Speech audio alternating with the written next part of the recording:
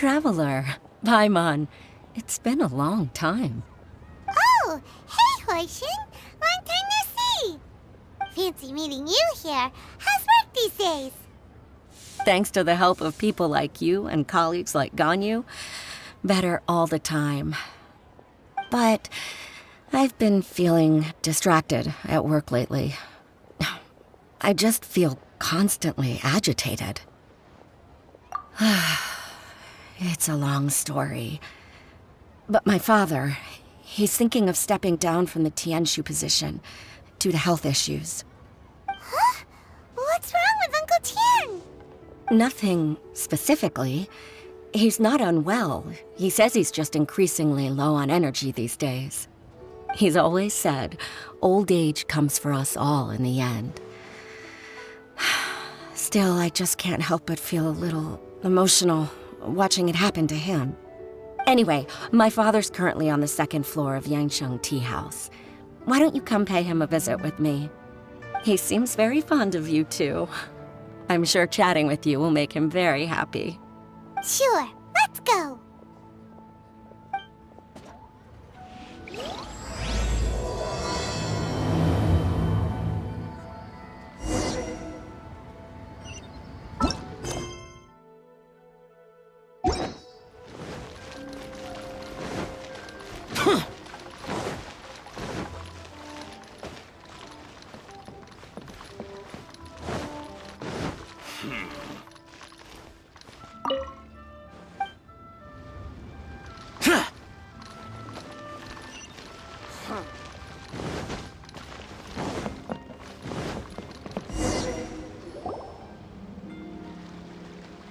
Uncle Tian, we're here to chat with you. Oh? What a lovely surprise. Welcome. Huixin, why don't you go downstairs and get the shopkeeper to make us a fresh pot of tea?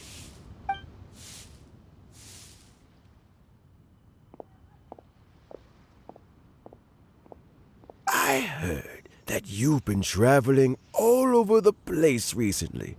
I would very much like to hear your adventure stories. Huixin told you, didn't she? Don't worry, I'm quite all right.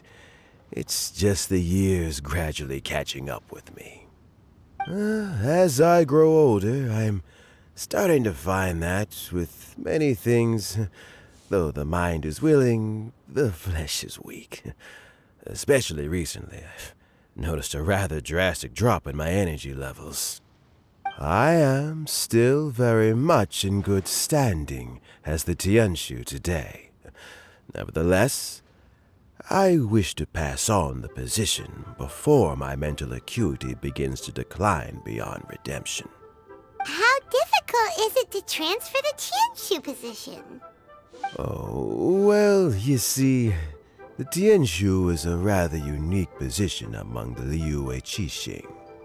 Historically speaking, the tianshu rarely appears in public. We stay behind the scenes, planning and giving advice, so a public selection process would not be suitable. We also want to keep any prospective tianshu candidates free from influence by outside forces, so we tend to be as discreet as possible in their assessment and appointment. For these reasons, the incumbent tianshu typically recommends their candidate of choice, and this is then approved by the other Qixing members. So in other words, you pick someone, and then Lady Keqing, Lady Ningguang, and the other Qixing appoint them? Correct. Unfortunately, due to my health, I won't be able to assess every candidate myself. Not to despair, however, because I found someone exceptionally capable to act on my behalf as assessment officer. In fact, I believe you recently became acquainted with her yourself. Oh? Who is it? I'm heartbroken. I thought it might take you a little longer than this to forget all about me. It's Yelan! Jackpot. Uncle Tian here asked me to assess 3 candidates for him. Fancy joining me? You'll be among the first to get to know the next tianshu. Might be a good opportunity for you. What do you think?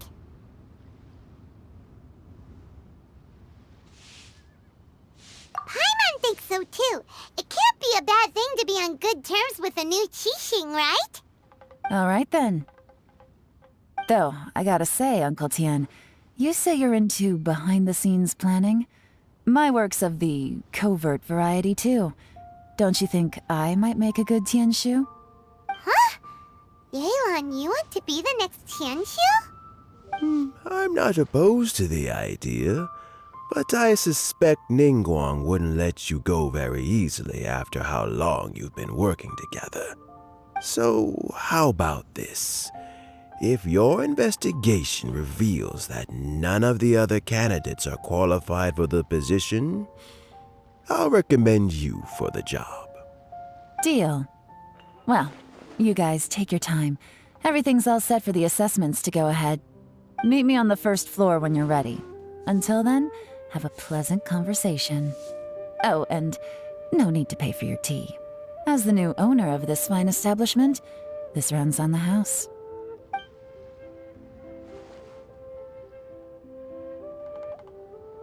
You're all set? Uncle Tian seems really worn down. It's like all his energy's gone.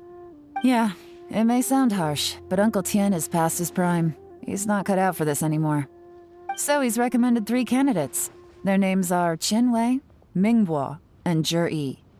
Qinwei is a wealthy entrepreneur. Mingbo works at the Liyue Ministry of Civil Affairs, and Zhi is focused on study and travel. Try to keep all that in mind. Of course, it doesn't really matter if you forget, since we'll be assessing them at Yuehai Pavilion in a short while. Qianwei, Mingbo, Zhi. Paimon should be able to remember their names, but what does the assessment involve exactly? Let's leave that until we get to Yuehai Pavilion. All right. Heads in the game, people. The stakes don't get much higher than a change in the Qixing. We can't afford to miss anything, no matter how small. Got it. We'll keep our eyes wide open.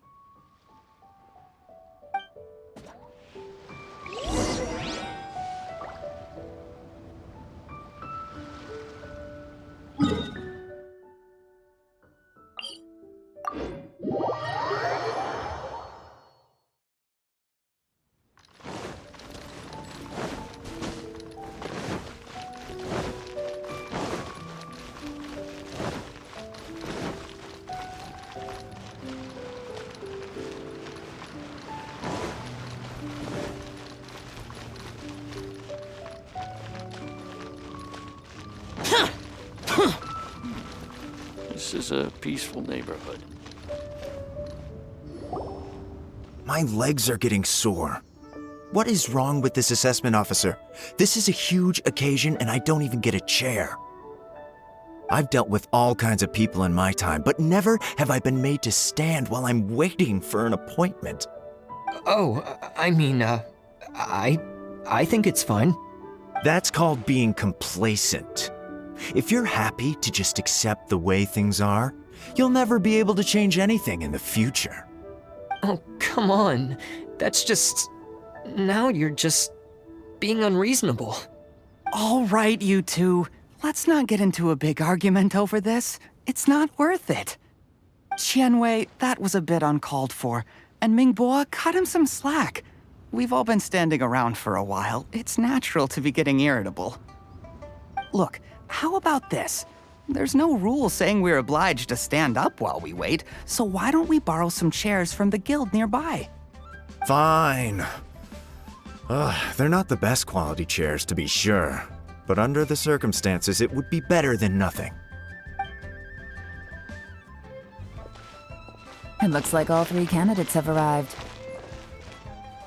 We'll meet them formally soon. Before that, let me run you through the assessment process.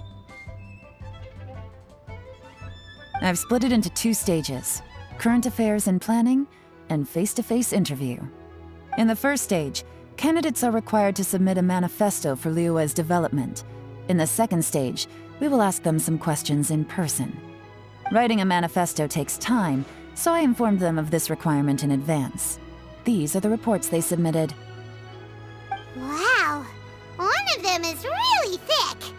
It's also worth mentioning a stipulation I gave them. Whoever is appointed as the new tianshu will be expected to implement their plan as put forward in their manifesto. Failing the occurrence of some cataclysmic event, they will not be permitted to change their plan. Therefore, these 3 piles of documents in front of us represent where each candidate stands on key policy issues. There's still some time. Have a skim through, get a first impression of what each person's proposing. I'll be waiting off to the side. Just let me know when you're done.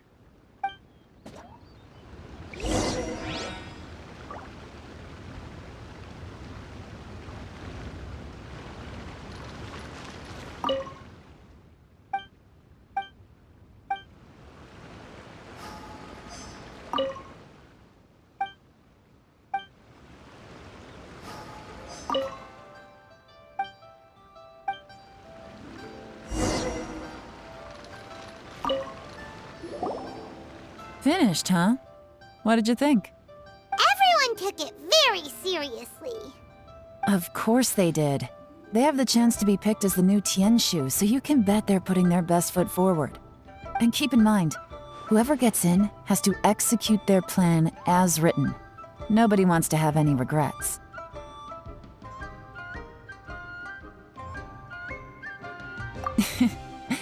That's for me to know and you to find out. We can talk more after the interviews. We'll see the candidates now. Let's do one at a time. Start with Chenwei. Yes, ma'am.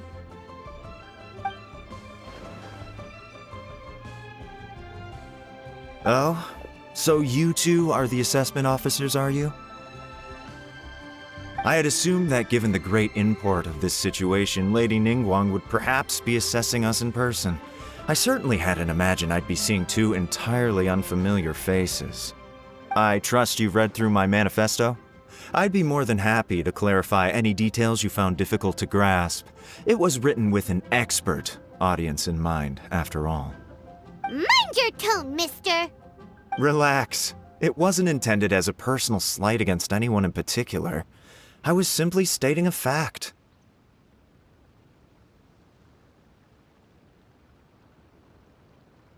Cloud Retainer? You know this Adeptus? Oh, yes, I remember now. You must be the traveler that people are constantly talking about. With your sterling reputation, you must have a respectable level of erudition. Perhaps you will be able to understand the concepts I have put forward. Although I shouldn't get my hopes up. Oh, is it my turn? Yes. Please introduce yourself. I'm, Mingbo. I work in the Ministry of Civil Affairs. I've worked there for, 9 years, 5 months, and 3 days. In that time, I've handled, 2,347 cases. I have 12 active cases at the moment. They should be concluded in, 16 days? My current work is related to urban planning, and I'm also responsible for, auditing the accounts. To be more precise, there are 3 parts to the accounts, namely... Is it just Paimon, or is he not very good at public speaking? You know what? Let's leave the self-introduction there and move on to some questions. Oh, okay. Sorry.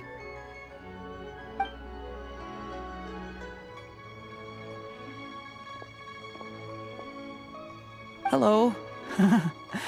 Not gonna lie, I'm feeling a little nervous. What would you like to know? You're here to assess me, so ask away and I'll answer your questions to the best of my ability. Your manifesto is very wide in its scope, but you don't seem to be personally involved in many of the specific fields. How can you be sure that you have the ability to put your plan into action? Very fair question. I completely understand where you're coming from. But I'm confident in my plan. I've visited many different places, talked to lots of people with far more expertise than myself, and my manifesto is the conclusion of these efforts. Of course, two different problems can be interconnected in very complicated ways, and you might reach two very contradictory conclusions depending on which one you're focusing on. What I've tried to do is strike a balance. In other words, present an optimal solution to all the problems as a whole. How do you plan to determine whether you are right or wrong about your proposed solution being the optimal one? A great question. Well, I'd start by having my colleagues and the secretaries of the Yuehai Pavilion evaluate any proposals before implementation. Post-implementation, it would all come down to the results. If it turned out that my judgment was to blame for poor results, I would take responsibility. Nice answer. All right, next question. He seems like a great guy. Everything he said was thoughtful and logical, and he was just a pleasure to listen to.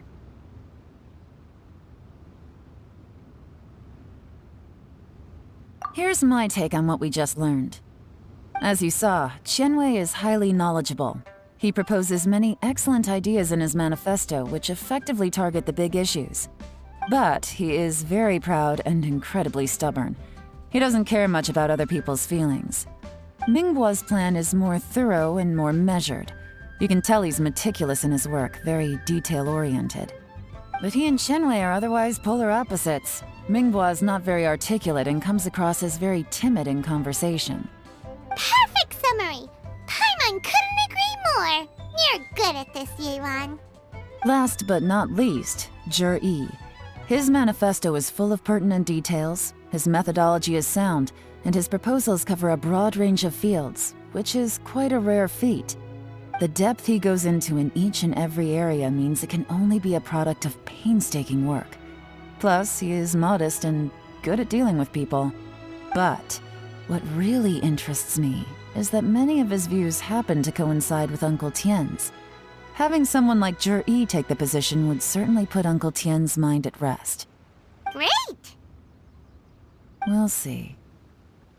Let's go back and report to Uncle Tian.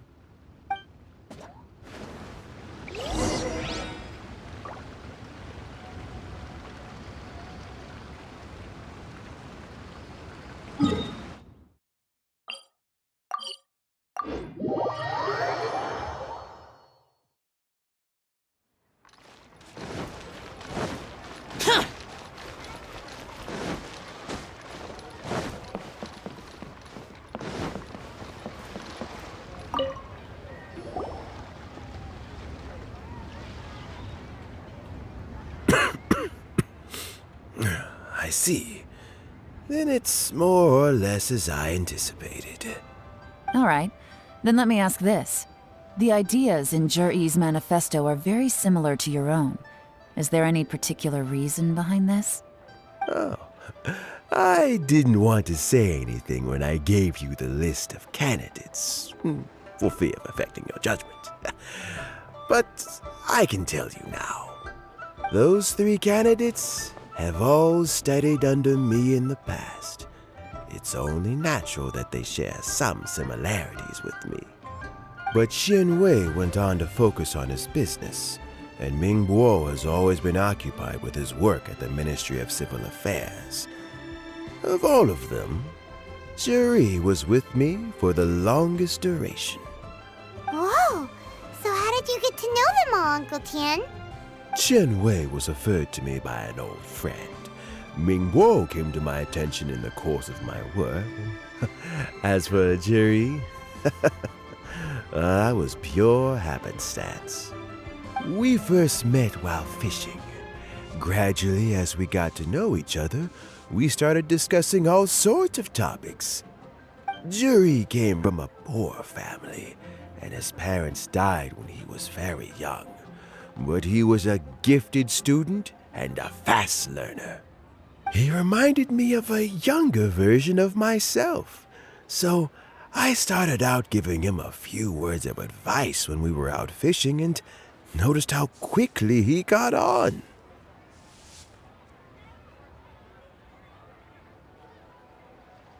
Quite. And now, all of a sudden, he's grown into a mature young man. It's a joy to see, but it also gets one thinking. The young are growing up, and I am growing old. How time flies. No one can escape the cycle of life. I don't know, Uncle Tian. You still seem in pretty good shape to me. You might have another few years of work left in you, don't you think? Oh, you. There's really no need to console me. Having less energy than I used to isn't such a bad thing. It just means I finally have a good reason to retire and spend my days doing what old men like me should be doing. Going fishing whenever I feel like it. Sounds like you sure love fishing, Uncle Tian. Ooh, there's nothing quite like fishing to pass the time. Ooh, and freshly caught fish, they make the most beautiful fish soup with barely any preparation required. Fresh fish soup. Sounds tasty. Doesn't it? Also, some time ago, Jury purchased a very special recipe from an old fisherman. When we've been fishing recently, Jury always brings some extra ingredients he prepared in advance. The addition of these makes the soup taste even more wonderful. That flavor makes for a fond memory. But at my age, who knows how many more chances I have left to taste it again. Oh, can Paimon come next time too? Paimon really wants to try it. Let's get back to the matter at hand. Uncle Tian, we've reported back. Do you have a verdict? I appointed you as the assessment officer, and I trust your judgment. Had you not asked me why Jury's ideas were so similar to mine, I was not going to mention my history with any of them. This decision must be guided by what is fair and right.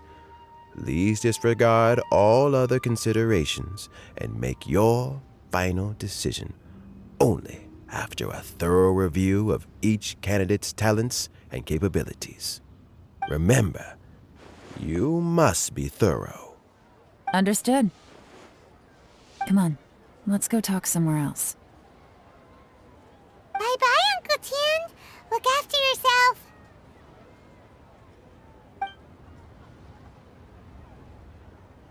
So, it's gonna be Jiri, right?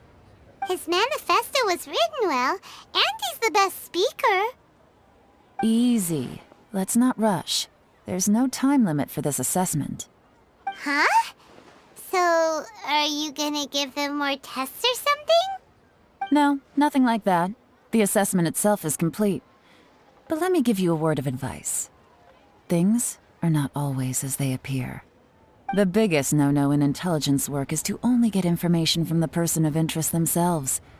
The truth is almost always hidden beneath many layers of deception. You have to get information through many different channels. For example, Wenyuan, Shanghua. Yes? Lady Yelan, what are your orders? Ugh! Who are they? Where did they come from? Did they scare you? These two are Wenyuan and Shanghua. They work for me. As my trusted assistants, they are always standing guard nearby. They also perform various assignments as required. Shanghua is a business expert who gets his information by trading. Wenyuan relies on word of mouth. And there's also Upei, who's not here right now. That meathead must have been out there on sea surveillance for some time now. Is he all right? I seem to remember that he can't swim. Nothing can take that guy down. Certainly not a little wind and waves. Shanghua, visit all the commerce guilds and look into Qianwei's background. Wenyuan, go to the Ministry of Civil Affairs and look through Mingbo's work files. Yes, ma'am. So what about Jiri? Jiri, well, obviously as the most promising candidate, we will be investigating him ourselves. Let's go to the docks first. Lots of people passing through there. You can find out all kinds of things. If we're looking for information, why don't we try talking to Bulai, the owner of Wanyu Boutique? He does business at the North Wharf. Maybe he has some news for us. That's actually not a bad idea. Let's go and ask him.